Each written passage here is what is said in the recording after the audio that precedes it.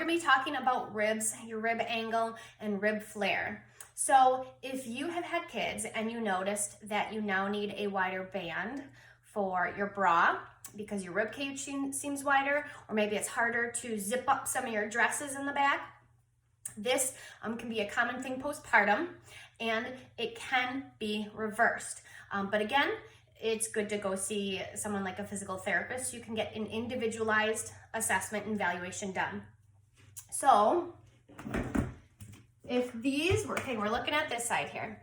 If this is your rib angle, okay, so these are your ribs. These are your ribs right here. This is kind of ideal angle. This is about 90 degrees. This is a wider angle, and some women do have a narrower angle.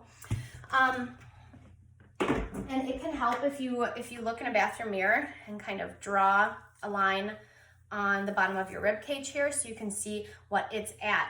I know I have a wider rib cage now, so I try to consciously be very aware of that and my breathing and different things to help.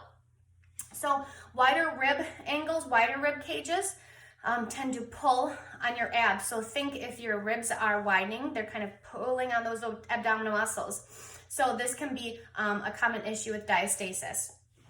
It can be due to weak, tight muscles, your posture. So remember, posture is tied to everything. So some things that can help is releasing the tension and tightness in those muscles. So back muscle release, massage, focusing on breathing into your back. So that's what some of the breathing exercises and poses that we do in this program help with. So like child's pose or side breathing are really great for that, and learning how to relax these external oblique muscles.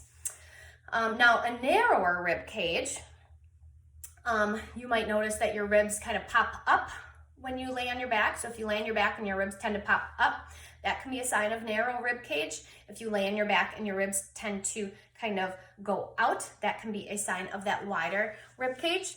But a narrow rib cage tends to be a little bit more common when there is pelvic floor issues.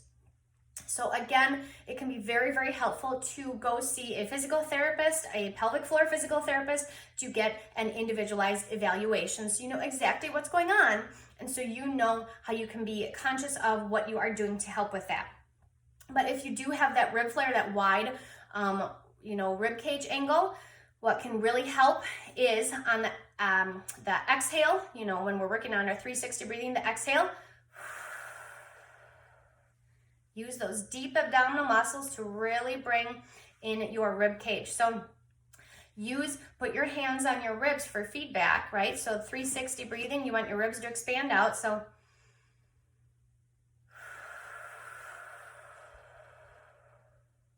if you were watching my hands, you noticed on my inhale, my ribs went out. My exhale, they went in. That wasn't just me pushing my ribs in with my hands. That was me using my deep abdominal muscles to bring my ribs in. And remember, as you are doing that, if you see your lower belly pooching, that means that you are pushing pressure down on your pelvic floor. So you want to lift that pelvic floor, and your lower belly should be flattening during that.